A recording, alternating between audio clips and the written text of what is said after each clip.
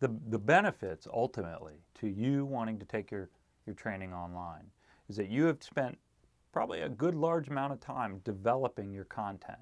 And possibly that was originally for stand-up training. But that content is still good. By taking it online, what you're allowing it to do is reach a much larger audience at a much cheaper level than you could by having to travel around.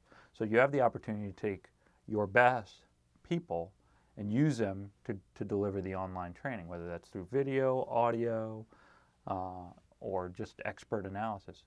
You know, there's so many techniques to communicate. You can create a social network around the whole concept of your training and allow people to share ideas or ones that experience the training to help teach the ones who haven't experienced it yet as a secondary piece of your training.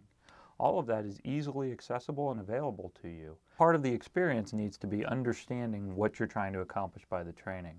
When you're online, you have to come up with what you want the audience to experience, come up with what you're going to have them walk away with, usually have a measurable result out of that through the interaction they have with the online experience, possibly even through tools where they can communicate back to you or someone that you need to get data to, or take a test. Do measure it.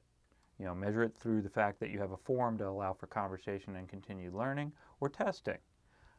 And then you allow people to be measured and then to get an achievable result at the end. Something that allows them to feel rewarded for taking your training, something that allows them maybe to further their career through your training, and maybe even a certificate at the end. Something that you can do that allows them to take that with them at the end.